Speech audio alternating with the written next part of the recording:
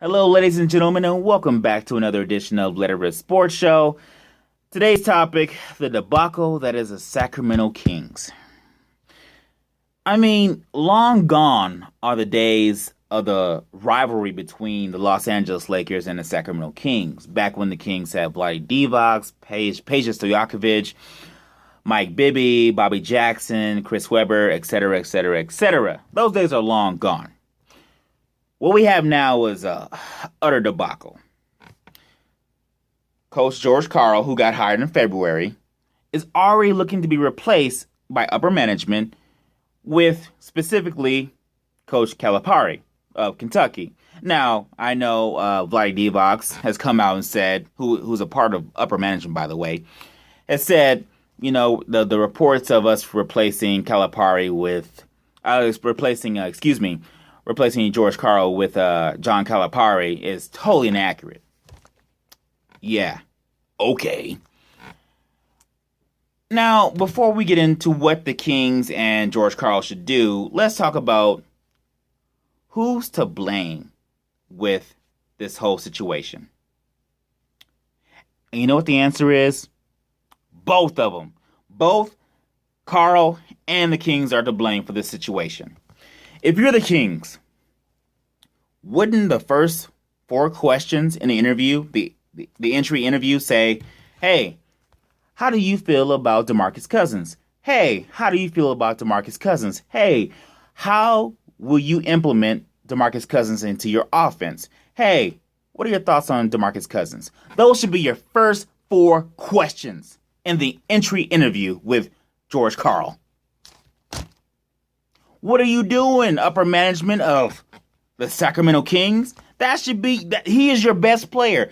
There should be no other questions besides how are you going to integrate him into your system? How do you feel about said player? You didn't ask that? George Karl now. How do you not know how you feel about this player going into this situation? If you didn't feel like this guy was your guy going into the interview process, you shouldn't even apply for the job. You should have been on a beach somewhere drinking tequila and margaritas. What are you thinking, George Karl? Come on, man. You are a better coach than this. Better coach than this. You have foresight. You have X's and O's. How did you not know this would not work out going into the situation? I just don't know. I don't know.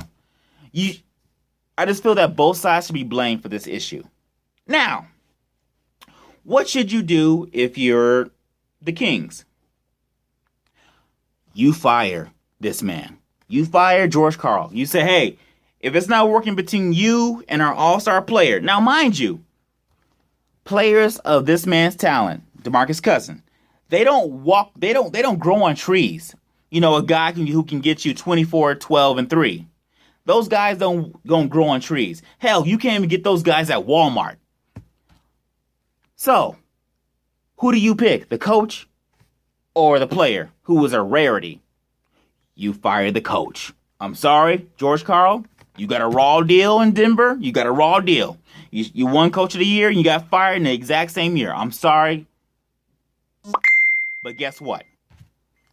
You knew what you were going into when you signed up for this job. I'm sorry. If you're the Kings upper management, you fire this man. If he can't get along with your all-star player who was a rarity, you fire that man. You send him on his way out. I'm sure his travel agent has plenty of freaking flyer miles for this man, so he won't hurt over the travel expenses. Get rid of this man. Now, if you are George Karl, and you have to do several things. You have to weigh your options. Okay, I got fired from a job in Denver, which I shouldn't have gotten fired from. I got a raw deal. That's fine. If you're George Karl, you sit there and say, you know what? I swallow my pride. You go into management's office, you bring in DeMarcus Cousins, and you have them sitting there at a table with hors d'oeuvres and say, hey, guys, eat up. I got a speech to say to you guys. I'm sorry. My ego got a little too big. I thought I was Chip Kelly in NFL, where I could just sit there and say, "Hey, I'll trade players 1, 2, and 3 who are my best players, and I'll still have a job." I thought I was him. Apparently, I was mistaken. My fault. My bad. I will amend fences to all the players, specifically DeMarcus Cousins.